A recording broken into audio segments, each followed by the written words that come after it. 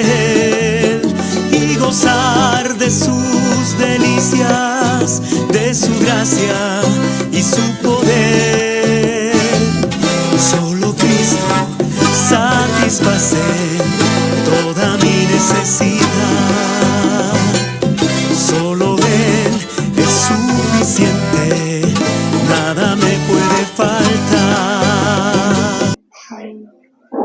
Amén, mis hermanos. Entonces vamos a leer ese Salmo capítulo 32, y sabemos que el libro de los Salmos pues está dividido en varias secciones, y vamos a leer una de esas secciones, y es el Salmo capítulo 32, y allí nos dice la palabra que es como un salmo de David, es un masquil, y ese masquil algunos dicen que es como un poema instructivo. Algunos comentaristas dicen que es un poema que instruye y otros dicen que probablemente es un término musical. Bueno, de allí, de una cosa o de la otra, pues nosotros tendríamos que partir. Y bueno, pero lo importante no es qué significa la palabra, sino el contenido del mismo, que es lo que vamos a comenzar a ver. Y este salmo básicamente está dividido en dos partes. La parte número 1 está dividida desde el verso 1 hasta el versículo 7. Es la parte número 1. Y la parte número 2 desde el versículo 8 hasta el versículo 11. En la parte número 1 vemos a David y lo que él está haciendo. Y es un arrepentimiento genuino en su corazón. Así que vamos a leer el salmo entero para ver qué es lo que está diciendo David. Bienaventurado aquel cuya transgresión ha sido perdonada y cubierto su pecado.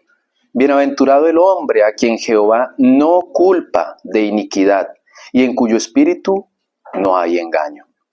Mientras callé, se envejecieron mis huesos, en mi gemir todo el día. Porque de día y de noche se agravó sobre mí tu mano. Se volvió mi verdor en sequedades de verano. Mi pecado te declaré y no encubrí mi iniquidad. Dije, confesaré mis transgresiones a Jehová, y tú perdonaste la maldad de mi pecado. Por esto orará a ti todo santo en el tiempo en que puedas ser hallado. Ciertamente en la inundación de muchas aguas no llegarán estas a él. Tú eres mi refugio, me guardarás de la angustia, con cánticos de liberación me rodearás. Te haré entender y te enseñaré el camino en que debes andar. Sobre ti fijaré mis ojos. No seáis como el caballo o como el mulo sin entendimiento, que han de ser sujetados con cabestro y con freno, porque si no, no se acercan a ti. Muchos dolores habrá para el impío, mas al que espera en Jehová le rodea la misericordia. Alegraos en Jehová y gozaos justos, y cantad con júbilo todos vosotros, los rectos de corazón. Amén. Así que este salmo, como dije anteriormente, está dividido en dos secciones o en dos partes. La primera es del 1 al 7, en el cual vemos una referencia a lo que Pablo está hablando en el libro de Romanos, que el justo por la fe vivirá, ¿cierto? Pero también será justificado. Nosotros somos justificados por la fe en el Señor. Y aquí lo que vemos es un salmo que básicamente es como un salmo penitente, junto con el 38 y junto con otros.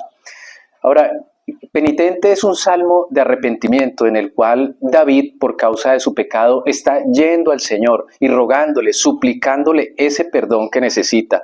Y observe lo que dice él: bienaventurado aquel cuya transgresión ha sido perdonada y cubierto su pecado. Él no tuvo que hacer absolutamente ninguna obra, sino que fue justificado gratuitamente, como Pablo lo enuncia o lo escribe en el libro a los Romanos. Gratuitamente, él no tuvo que hacer ninguna cosa, tuvo que ir al Señor. Ahora, cuando la persona está cargada de pecado, evidentemente hay un peso en su vida, evidentemente la persona no puede andar, no puede caminar, la persona tiene un peso en su espalda.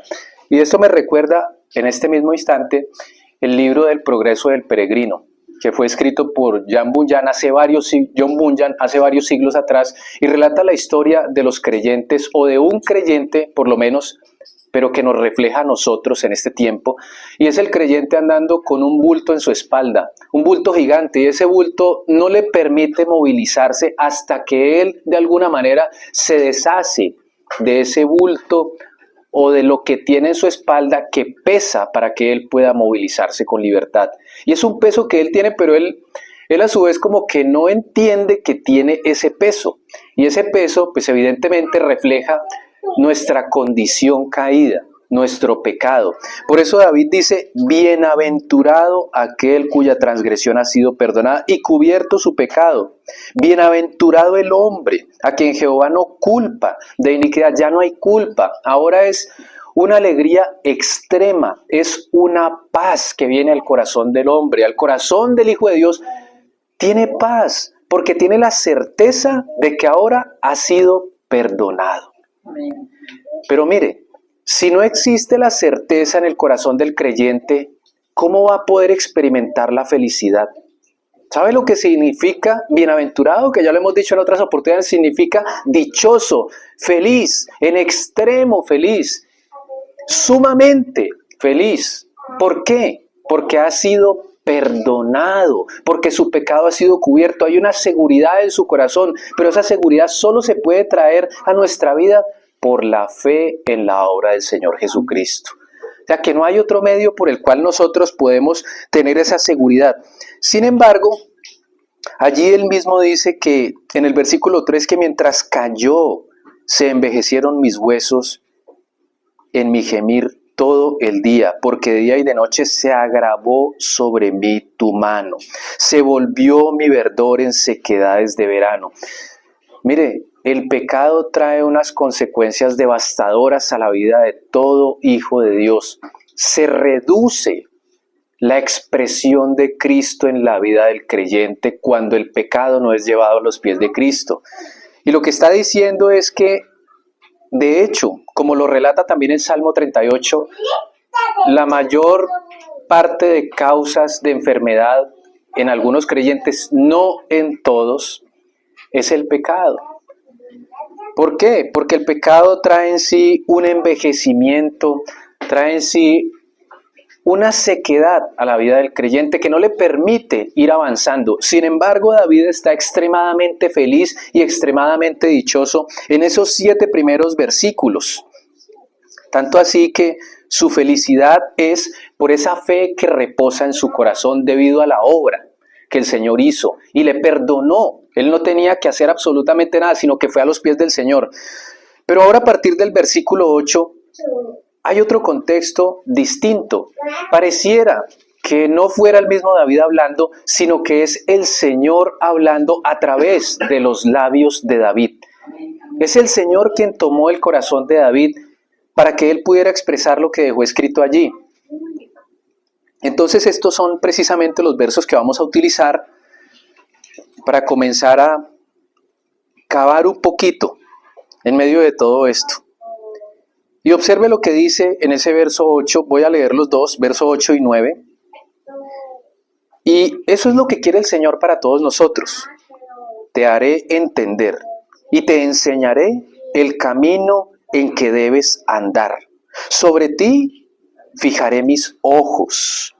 No seas como el caballo o el mulo sin entendimiento, que han de ser sujetados con cabestro y con freno, porque si no, no se acercan a ti. Ahora, quiero que meditemos un poquito en estas dos palabras que están inicialmente en el versículo 8, primera línea. Te haré entender y te enseñaré el camino que debes andar. Así que, entre otras cosas, lo que quiere el Señor es ser entendido. ¿Pero quién? El Maestro. El Maestro quiere ser entendido. ¿A dónde podemos ir para poder comprenderlo? A Él, a su palabra, a lo que es Él. Y observe lo que dice. Te enseñaré el camino en que debes andar. Sobre ti fijaré mis ojos. Si nosotros nos detenemos a meditar un poco en esto, ¿no sería una enorme dicha que el Señor fijara sus ojos en nosotros?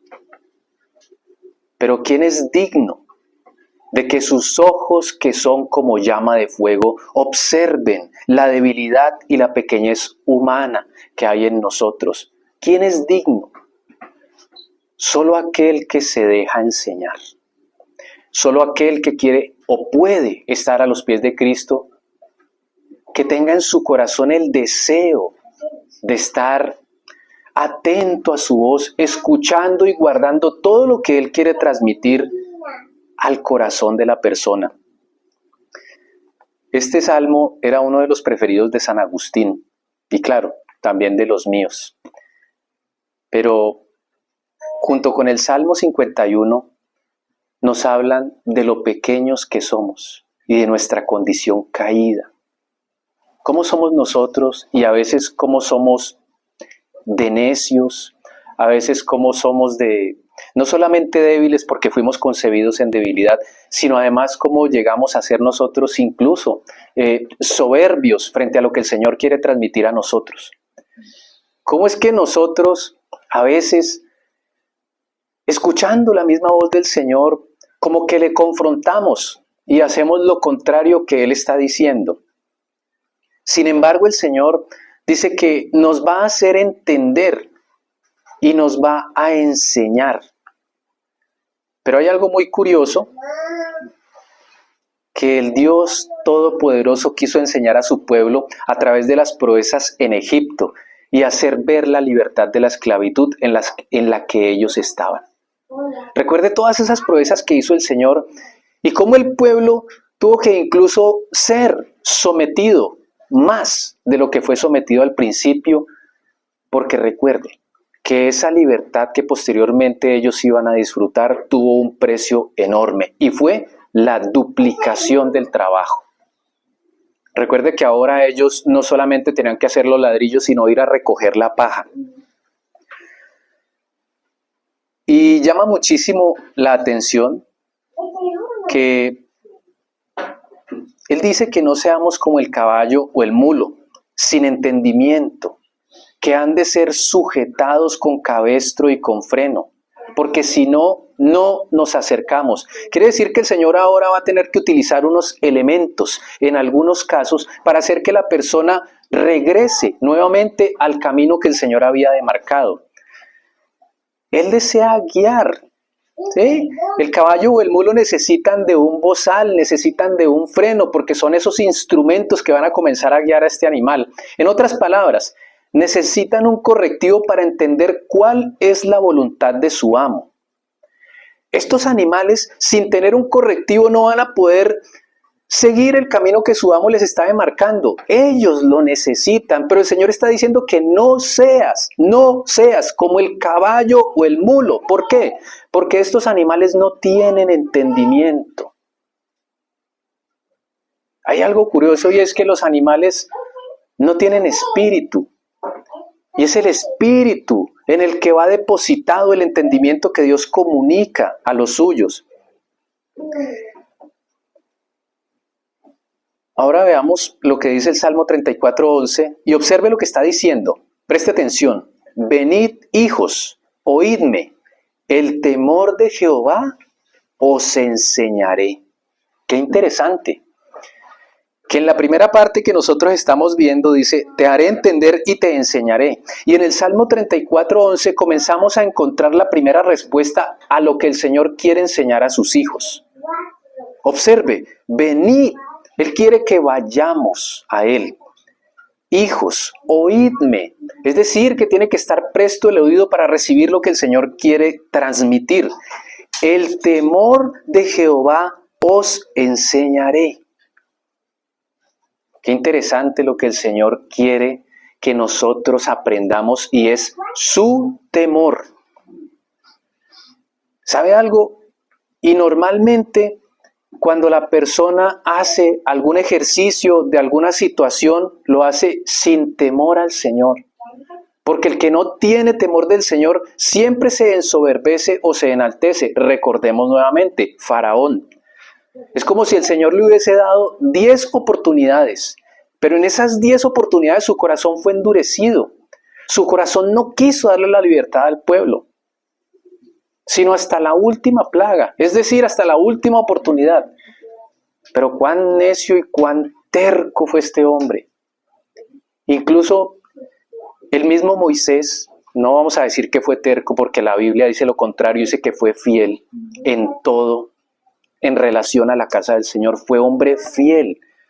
Sin embargo, como ya lo hemos dicho en otras sesiones anteriores, necesitó de 80 años, 40 en Egipto y 40 de pastor, para poder entender el propósito del Señor. Y aún así, como lo hemos dicho también en otras oportunidades, cuando el Señor lo llama, él se mostraba renuente, él no quería, se creía incapaz. Eso hace parte de la necedad nuestra, de nuestra naturaleza.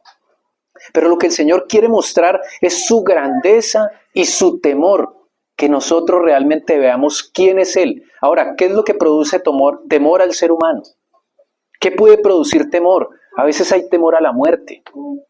A veces hay temor a ciertos peligros. A veces hay temor a la pérdida de nuestro propio estatus social. Eso crea temor. ¿Por qué? Porque estamos acostumbrados a una vida cómoda. Pero si mañana esa vida cómoda se terminara y si perdiéramos todo, viene un temor. Pero a veces uno tiene temor de las cosas externas y no del Señor que creó todas las cosas.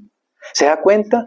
No hay un temor en el corazón del ser humano y por eso se actúa apresuradamente, por eso se peca de manera continua contra el Señor. Pecamos tanto porque hay una falta de reverencia, de temor, de escuchar. Venid, hijos, oídme, el temor de Jehová os enseñaré. Cada persona y cada hijo de Dios que se acerca al Señor va a ser enseñado por el Maestro, pero con lo primero que Él comienza es con el temor. La parte B del verso, fíjese, dice, sobre ti fijaré mis ojos. Ahora, el Señor, ¿sobre quién va a fijar el ojo? Su ojo. ¿Sobre todos? Pues el Señor ciertamente es magnificente y poderoso y puede mirar lo que Él quiera porque Él es Dios. Sin embargo, dice, he aquí el ojo de Jehová sobre los que le temen y sobre los que esperan su misericordia. Salmo 33, 18. Se da cuenta que el Señor no va a dirigir su ojo o su gracia sobre alguien que no teme, sobre alguien que no sea humillado, sobre alguien que sea soberbio, sobre alguien que lo desafíe. ¿Por qué? Porque el Señor quiere ser reverenciado y reconocido en su grandeza, en su magnificencia, en quién es Él. Una persona sin temor va a actuar como cualquier persona impía, inconversa. Muchos males hay para el impío. ¿Se da cuenta? Y entre ellos, el mismo Señor. Si la persona de alguna forma no reconviene su vida, porque el que no está conmigo, contra mí está. El que no recoge, desparrama. El que no recoge con el Señor desparrama, daña la obra del Señor. ¿Se da cuenta? Es decir, Él está dispuesto a socorrer al humilde. El deseo del Señor es ser entendido, ser escuchado, expresar todo lo que es Él en esencia en la vida de cada uno de sus hijos. Él desea ser conocido. Y recuerda lo que dice Proverbios 1:7 en relación a lo que estamos hablando. El principio de la sabiduría es el temor a Jehová. O sea, si nosotros queremos ser sabios, tenemos que comenzar a cultivar esa relación con el Señor para aprender ese temor que Él quiere transmitir a nuestra vida. Una persona sin temor siempre será una persona endurecida en su corazón. Y a veces uno mismo recae en esos lazos de los cuales el Señor ya le ha liberado. Él reventó las cadenas, pero volvemos otra vez a quedar presos de esas cosas. Caemos. Pero como el Señor es de misericordioso, que aún, aunque caigamos, si el justo cayere, no quedará postrado. ¿Quién? El justo. ¿Quién es el justo? El que ha sido justificado por la fe, el que creyó en Él, el que se deja enseñar. Ahora, fíjese que así mismo como el Señor quiere ser entendido y reverenciado, aun a pesar de la dureza de nuestro corazón, depende de la condición del corazón a la cual se está dirigiendo el mensaje. No todos los corazones son lo mismo. Y recuerde que muchas veces se ha dicho, por eso el Señor dio las parábolas. Y en Mateo capítulo 13, ahí hay una serie de 7 parábolas. Y Él comienza esas parábolas con la parábola del sembrador. También lo hemos dicho muchas veces. Y esa parábola del sembrador relata la condición del corazón, de varios tipos de tierra. Y esa tierra es el corazón. Entonces, de acuerdo a la condición de ese corazón, va a ser el fruto de la palabra que el Señor está transmitiendo. No hay otra razón. Así que, por esta razón, Pablo dice a los Efesios, en el capítulo 4, del 22 al 24, observe lo que dice Pablo. Mire, y Pablo hace una brecha o una separación a los Efesios y les dice, en cuanto a la pasada manera de vivir, despojaos del viejo hombre que está viciado. ¿Sabe qué es la palabra viciado? Otras versiones lo traducen como corrompido. Un hombre que se dejó llevar, se dejó arrastrar, se corrompió junto con la pudrición de este mundo. Y mire, que está corrompido conforme a los deseos engañosos.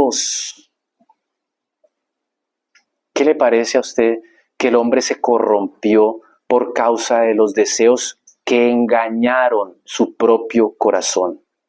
Y allí agrega en el versículo 23 de Efesios 4, y renovaos, mire qué interesante, en el espíritu de vuestra mente.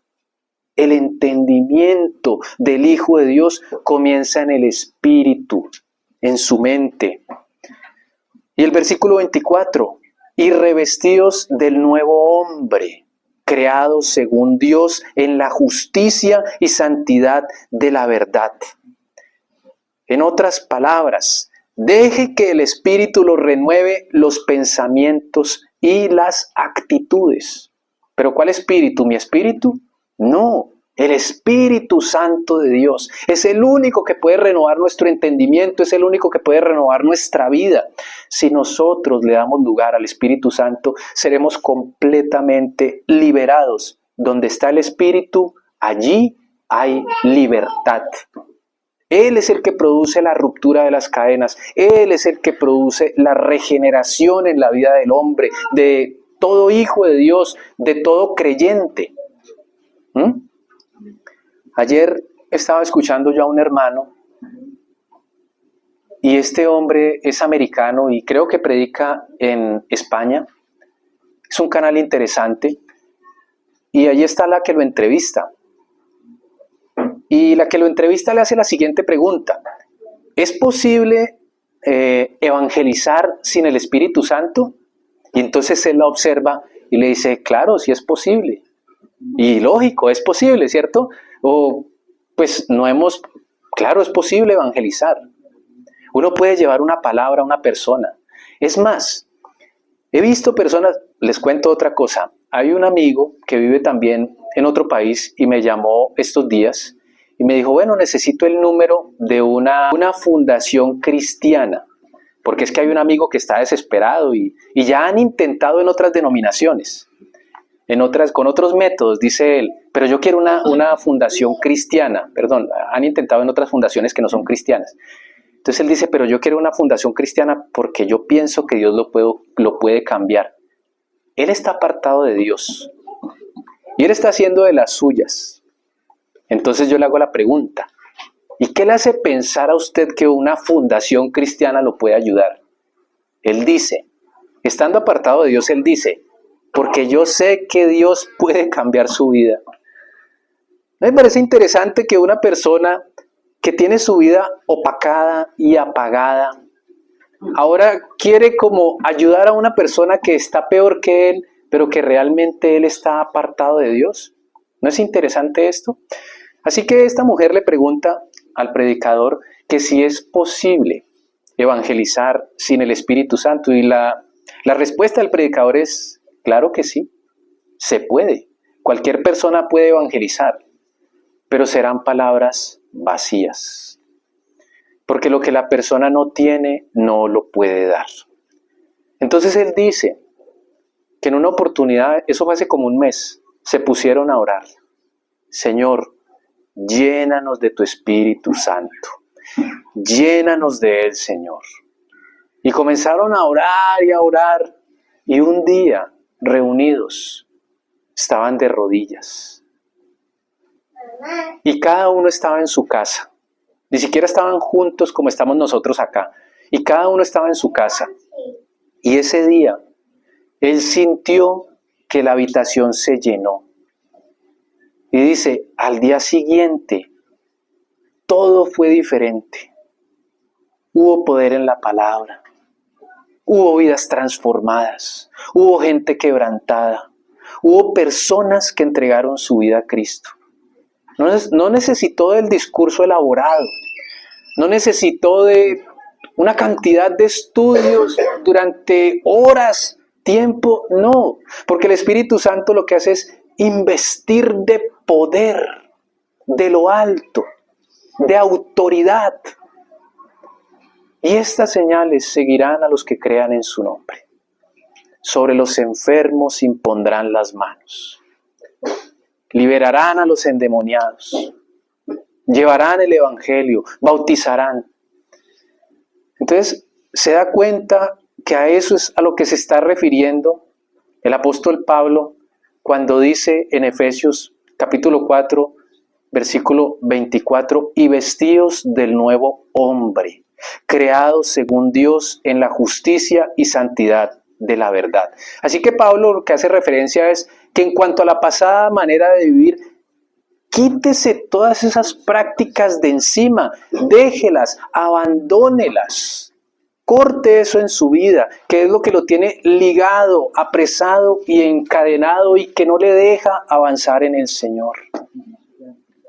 Y a eso se refiere con renovar el espíritu de vuestra mente. Por eso dice en la Nueva Traducción Viviente, en cambio, dejen que el Espíritu Santo les renueve los pensamientos y las actitudes. Así que es quitarse el ropaje de Adán, ese ropaje del viejo hombre. Colosenses 3:10 dice, y vestidos del nuevo, el cual conforme a la imagen del que lo creó, se va renovando hasta el conocimiento pleno. O sea, que la vida del creyente debe ser una vida en ascenso, una vida que permanentemente está avanzando en el entendimiento del Señor, pero que ese entendimiento no se va a dar si la persona no pone en la cruz aquellas cosas que le impiden ese crecimiento en el Señor. Por eso dice Pablo, o lo dijo, como lo acabamos de leer, que hay que despojarse de toda esa antigua vida, de todo lo que nos acosaba. Como lo va a decir también Pablo en el capítulo 12 de Romanos, versos 1 y 2. Observe lo que le dice Pablo a los romanos. Así que, hermanos, os ruego por las misericordias de Dios, observe esto, que presentéis vuestros cuerpos en sacrificio vivo. Esto debería ser en mayúscula lo que sigue, santo. ¿Se imagina? Un sacrificio vivo. Santo, agradable a Dios, que es vuestro culto racional. Continúa en el verso 2. Mire esto, es lo mismo. No os conforméis a este siglo, sino transformaos por medio de la renovación de vuestro entendimiento. ¿Para qué? Para que comprobéis cuál sea la buena voluntad de Dios, agradable y perfecta. ¿Se da cuenta? Es necesario que el ser humano, aquel que sigue a Cristo, el que está en Él, se despoje de toda antigua práctica para que su entendimiento pueda ser renovado, para que ahora pueda entender la enseñanza del Maestro. Recuerde, ¿qué es lo que va a enseñar el Señor? El temor. Porque el principio de la sabiduría es el temor a Jehová. Es lo que venimos hablando. ¿Sí? Entonces, ese no conformarse es no entrar en ese molde en el cual está la sociedad y el sistema de este mundo relacionado con las modas, con las metas, con la manera de vivir.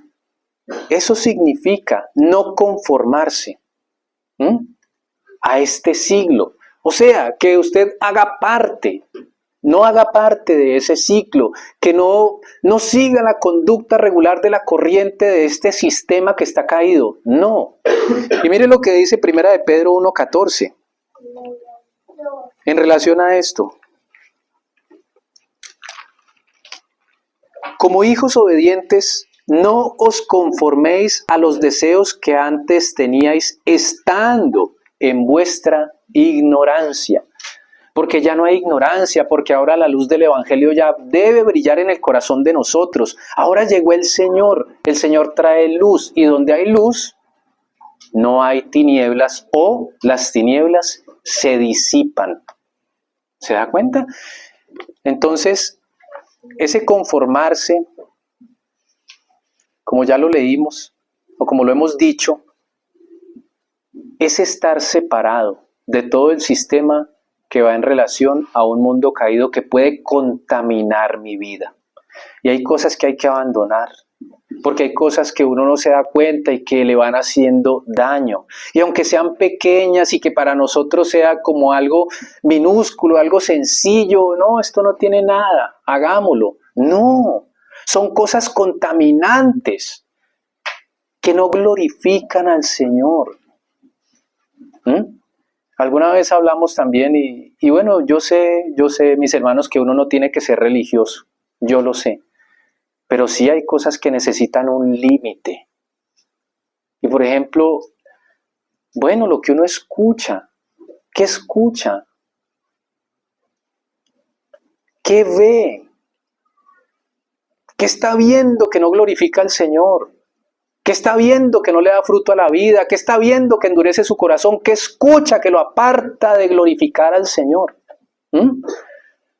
Entonces, si uno como creyente no hace una diferencia en relación a la corriente de este mundo, pues está sencillamente perdiendo la oportunidad que Cristo le está dando. Es que el Señor está dando oportunidades, y sus oportunidades cada día, porque las misericordias del Señor son nuevas cada mañana, cada día son nuevas. Hoy es una nueva oportunidad, pero ¿para qué? Para que yo lo aproveche en mí, para que yo cumpla con mi propósito, para que yo haga lo que yo quiero. No. Ya no somos dueños de nosotros mismos. Ahora Él es nuestro Señor. Cristo es mi Señor. Es Él. Yo no soy yo no soy de mí. Es Él, el que ahora tiene que tomar lugar en mí. Es decir, que el deseo de Dios es que voluntariamente nosotros dirijamos nuestras vidas conforme a su voluntad. Por eso se nos llama a renovar nuestro entendimiento para que podamos discernir la voluntad de Dios. Mire, si nosotros tenemos el entendimiento embotado de las cosas de este mundo, lleno lastimosamente, y les ruego me perdonen la expresión, de la basura de este mundo, ¿cómo vamos a poder discernir la voluntad de Dios? No se puede, porque el Señor no puede hacer entender a una persona que tiene su cabeza llena de los desechos de este mundo, porque lo que este mundo produce son puros desechos. Por eso el Señor lo dijo: mi reino no es de este mundo. Por eso Él lo dijo, porque nada de lo de este mundo, como está ahora, puede ser o puede hacer parte de lo del propósito del Señor en cada una de nuestras vidas. Quisiera que leyéramos el libro de Proverbios, capítulo 2.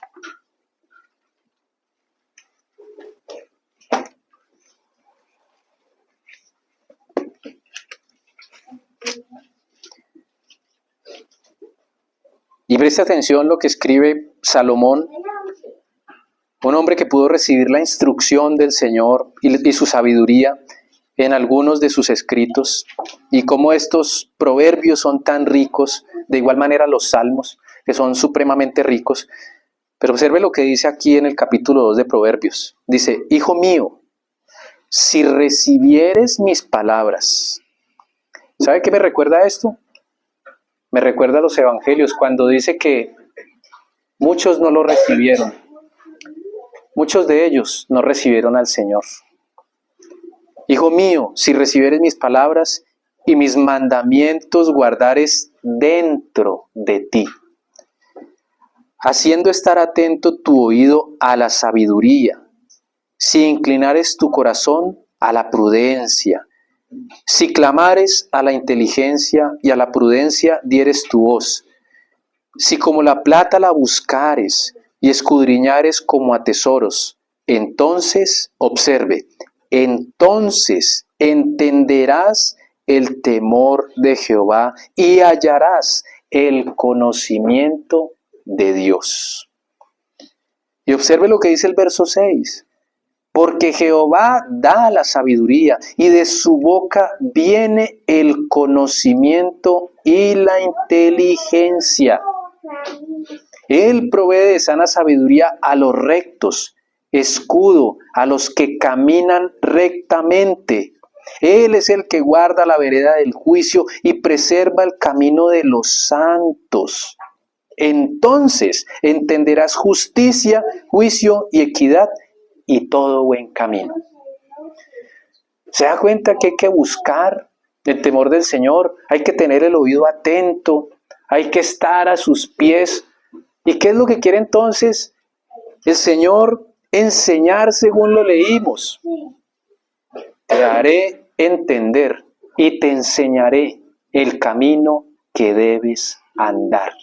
Pero agrega, no seas como el mulo, no seas como el caballo sin entendimiento que han de ser sujetados con freno o con cabestro. El Señor no quiere utilizar esas cosas con nosotros. Él advierte, no seas como estos animales que no tienen raciocinio, que no entienden lo que se les dice. ¿Sabe por qué? Porque son animales, porque no son hijos de Dios. Pero nosotros somos hijos de Dios. Nosotros hemos sido lavados por la sangre del Cordero.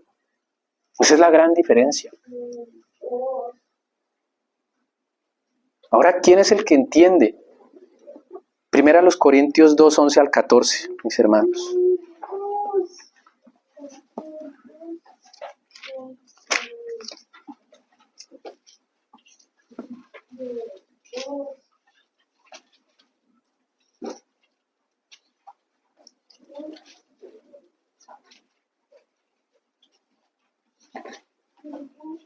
Mire esto tan precioso.